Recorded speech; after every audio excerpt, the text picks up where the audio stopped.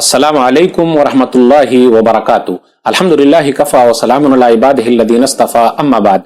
मोहतरम नाज़रीन इकराम, कुर्बानी सवाल जवाब की नशिस्त में आप हजरात का इस्तकबाल है। आज की नशिस्त का मौजू है, क्या भैंस की कुर्बानी जायज़ है? यह भी सवाल बहुत पूछा जाता है। इस सिलसिले में उलमा के दो अक़वाल हैं। एक तो यह है कि जायज़ है, कर सकते हैं। दूसरे यह है कि जायज़ नहीं है, नहीं कर सकते।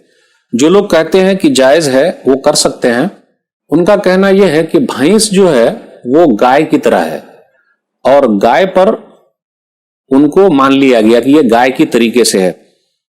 जिस तरीके से दुम्बे के बारे में कुरान और हदीस में नहीं आया है दुम्बे का लफ्ज, लेकिन हमने दुम्बे को भेड़ और मेढ़े की तरह मान लिया है, इसलिए उसकी कुर्बानी करते हैं।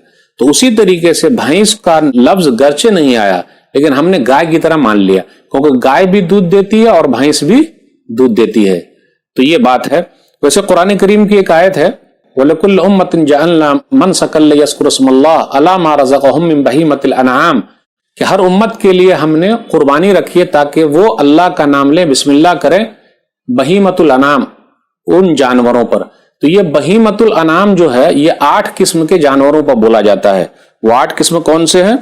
जैसे भेड़ मेल फीमेल, फिर इसी तरह बकरा बकरी तो 4 हो गए, फिर इसी तरह एबिल यानी ऊंट ऊंटनी 6 हो गए, फिर इसी तरह गाय और बैल तो 8 हो गए। उसी को बहीमतुल अनाम कहा जाता है। लेकिन जो लोग कहते हैं कि जायज है, तो कुरान ने सिर्फ यही नहीं कहा है कि यही 8 है, उसके अलावा मना है। तो जो लोग कहते हैं कि जायज है, तो उनका कहना यह है कि बहीमतुल अनाम को आम मान ले, यानी ये इतना जिक्र है लेकिन और भी इसमें शामिल हो सकते हैं, इसलिए भैंस को शामिल कर लिया, गाय की तरह मान लिया और वो जायज है। शेख सालेह उसैमीन रहमतुल्लाह अलैह वो बयान करते हैं, मजमुआ फतावा रसाइल फजीलतुल शेख मोहम्मद बिन सालेह उसैमीन रहमहुल्लाह, उसके अंदर है जिल्द नंबर 25 सफ़ा नंबर 34 पे, अल जामूस नौउन मिनल बकरी वल्लाहु अज़्ज़ वजल ज़करा फिल कुरान अल मारूफ इंदल अरब अल्लज़ीना युहर्रिमून मा युरीदून व युबीहून मा युरीदून वल जामूस लैसा मारूफन इंदल अरब।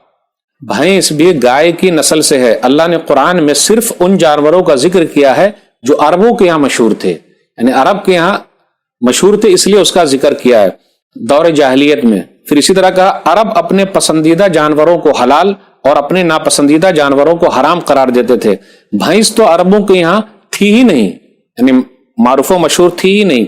तो इससे यह पता चला कि वो न जानते थे कि यह हलाल है हराम है या उसकी नस्ल है, इसलिए अल्लाह ने जिक्र नहीं किया। तो इससे यह पता चला वो भैंस जहां भी पाई जाए उसकी भी कुर्बानी गाय पर महमूल करते हुए कर सकते हैं।